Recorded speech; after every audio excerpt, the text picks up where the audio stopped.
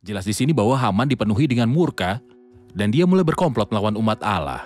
Di manakah pemeliharaan ilahi di sini? Bagaimana pemeliharaan itu muncul? Ya, Tuhan mengizinkan Haman merencanakan rencana jahat ini sehingga dia mengisi dosa dan kesalahannya. Tapi pemeliharaan ilahi dilambangkan dengan Tuhan memperhatikan rencana-rencana ini, rencana Haman, dan tidak mungkin terjadi sesuatu kecuali atas izin dan perintahnya. Kita akan tahu nanti bahwa ada banyak yang dilemparkan dan tangan Tuhan ada di dalamnya. Mereka ini telah dipilih untuk mengeksekusi plot pada akhir tahun. Dan ini adalah bukti bahwa Tuhan ada di tempat kejadian dan tangan Tuhanlah yang mengendalikan setiap peristiwa. Jadi Anda ingin memberitahu saya bahwa Tuhan memandatkan murka dan amarah Haman untuk mengubah jalannya acara untuk bekerja demi kebaikan bagi mereka yang mencintai Tuhan. Benar. Tentu saja tidak mengherankan jika hal ini terjadi pada Mordekai.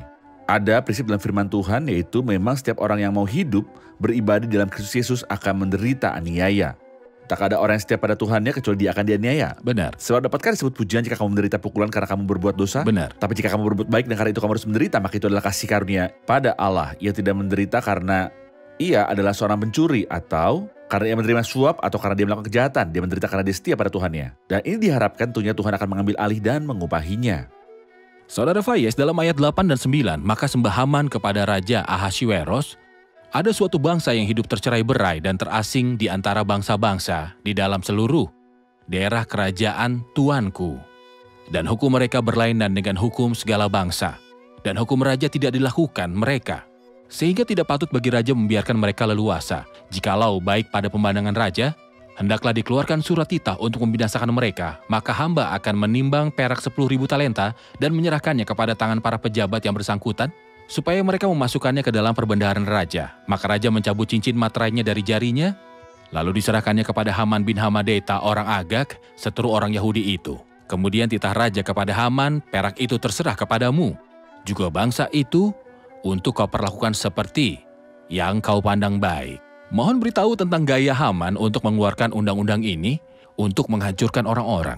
Saya memiliki 4 komentar. Silakan. Komentar pertama adalah bahwa ini adalah salah satu dari banyak upaya dari setan untuk menghancurkan benih atau orang-orang dari mana Kristus akan datang secara daging. Dan target iblis adalah memotong urutan kesinambungan dari orang-orang ini, agar Kristus tidak datang. Karena nubuatan bahwa benih perempuan itu akan meremukkan kepala ular dan iblis mendengarnya. Oleh karena itu dia tidak ingin Kristus datang. Jadi dia melakukan banyak upaya agar Kristus tidak datang. Dia mulai dari Firaun di Mesir ketika dia mencoba menghancurkan orang-orang, ketika dia memerintahkan mereka untuk membuang anak laki-laki ke sungai sehingga setiap anak laki-laki akan mati, dan tentu saja Tuhan tidak mengizinkan ini.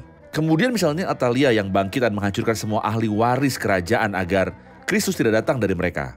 Dan Tuhan tidak mengizinkan ini, jadi salah satu dari mereka yang diputuskan untuk dibunuh yaitu Yoas diambil tersembunyi di dalam rumah Tuhan. Kemudian dia memerintah dan melahirkan anak, misalnya Herodes ketika dia memerintahkan untuk membunuh semua anak laki-laki Bethlehem dari usia 2 tahun ke bawah. Ini adalah upaya untuk menghancurkan orang-orang di mana Kristus akan datang. Tapi Tuhan di tempat tinggi lebih kuat dan dia yang duduk di surga akan tertawa. Tuhan akan mencemooh mereka. Tuhan bertanggung jawab untuk menggenapi firman yang keluar dari mulutnya. Komentar kedua, saya terkejut dengan raja dan pangeran dan penguasa yang seharusnya menjadi raja di rakyat atau gubernur rakyat. Haman memberi tahu Raja Ahasiweros ada suatu bangsa. Ada bangsa penghinaan padanya siapa mereka? Mereka bukan siapa-siapa, tapi setidaknya raja bertanggung jawab seharusnya bertanya siapa mereka. Kemudian hukum mereka berlainan, apa yang mereka lakukan. Tapi kita perhatikan bahwa raja tidak peduli, dia bahkan tidak berusaha untuk mengetahui apa yang dilakukan oleh orang-orang ini atau bahkan siapa nama-nama orang ini. Dia menanggapi permintaan Haman saat mereka sedang minum. Ada ungkapan yang menarik perhatian, sementara itu raja serta Haman duduk minum-minum. Mereka minum dan menghibur. Di saat mereka minum dan menghibur, sebuah doktrin dikeluarkan untuk menghancurkan suatu bangsa. Ini adalah ketidakpedulian yang sangat besar pada nasib rakyat dan dalam bahasa sekarang ketidakpedulian terhadap nasib minoritas. Hukum mereka berbeda, apakah mereka melakukan sesuatu yang buruk? Mengapa Anda tidak bertanya? Tidak, kita akan membunuh mereka. Hanya karena mereka tidak setuju dengan keyakinan kita. Hal ketiga adalah sejauh inikah Haman marah terhadap orang-orang Yahudi sampai ketika seperti itu, sampai dia mengatakan saya akan bayar 10.000 talenta perak dari uang saya sendiri ke tangan orang-orang itu. Saya akan menanggung biaya pembantaian itu. Hamba akan menimbang perak 10.000 talenta. Talenta di beberapa kamus adalah 30 kilogram. Dan beberapa lainnya adalah 45 kilogram. Katakanlah beratnya 30 kilo, itu berarti 30 kilo perak 10.000 kali untuk memusnahkan orang. Kenapa? Hal keempat, sedihnya raja dalam sikap apatis yang aneh berkata, tidak, mari kita lakukan ini. Dan raja berkata kepada Haman, perak itu terserah kepadamu, juga bangsa itu untuk kau perlakukan seperti yang kau pandang Dan bangsa itu baik. juga. Lakukan apapun yang Anda inginkan, jutaan akan mati dan yang mulia raja tidak peduli. Apa yang dia lakukan?